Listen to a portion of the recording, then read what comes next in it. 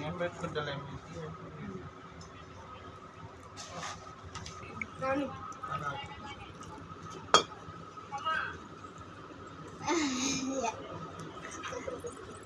తమ్ముడు. ఇప్పుడు నూనె బాగా వేడి కరపాకు డబ్బా వేడేసింది అది కాదు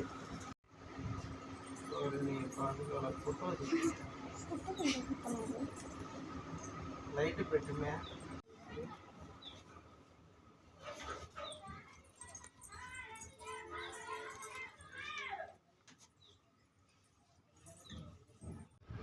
ఈ మాదిరిగా మధ్యలో మధ్యలో ఉంటుందండి.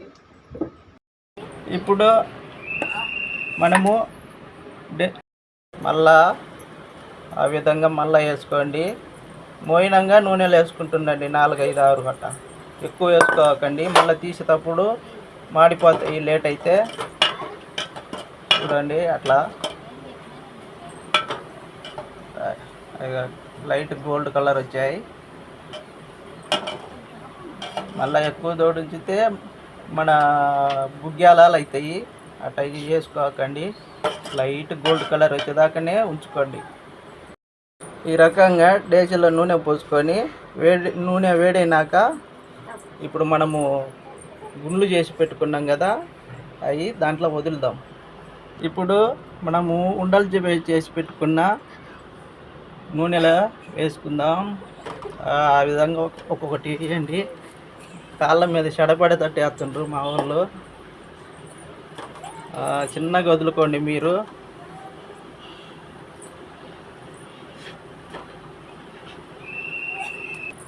ఈ విధంగా gold colour, light gold colour వచ్చేటట్టు నూనెలా ఫ్రై చేసుకోండి. చూడు మంచి కలర్ వస్తుంది. ఆ విధంగానే ఎంచుకొని పక్కన ప్లేట్లోకి తీసుకోండి.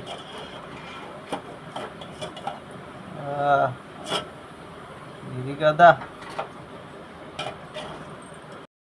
స్టీల్ గిన్నె పెట్టుకున్నాము. ఇందులోకి ఈ గ్లాస్తో సగం వాటర్ తీసుకొని అందులో గిన్నెలో పోసుకోండి. గిన్నె వేడైనాక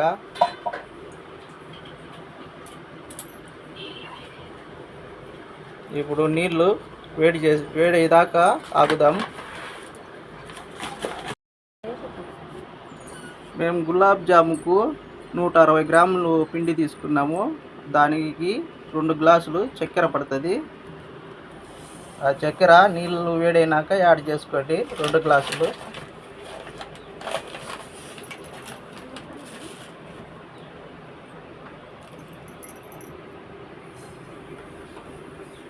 రెండు గ్లాసులు యాడ్ చేసుకున్నాము.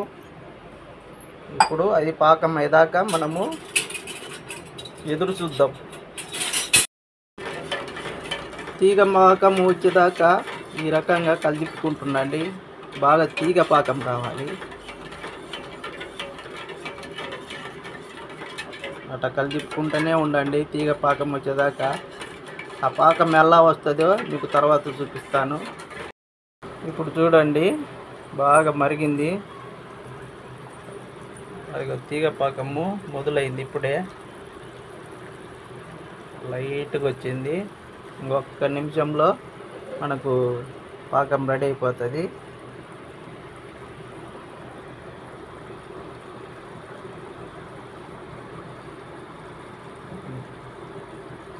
ఆ విధంగా మరిగించుకుంటేనే మనకు తీగ పాకం అనేది వస్తుంది. కొంతమంది తీగ పాకం తెలియక ఎంబటే రెడీ చేసుకున్న ఎంబటే వేసుకుంటారు.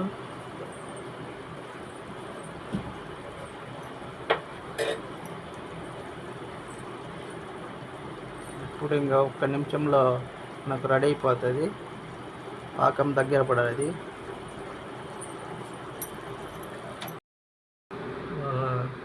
ఆ విధంగా చేసుకోండి పాకము. ఇప్పుడు ఆ వేడి మీదనే మనం తయారు చేసుకున్నవి దాంట్లో వేసేద్దాం.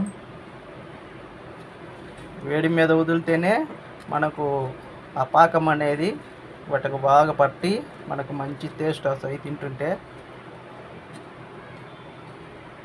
మొత్తం మెడుచుకొని మూత పెట్టుకుందాము.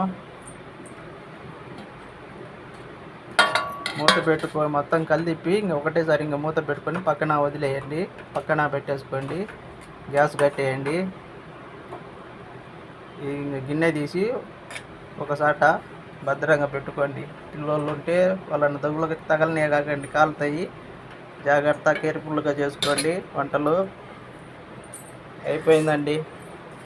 ఇంతే రసగుల్లా తయారీ విధానం.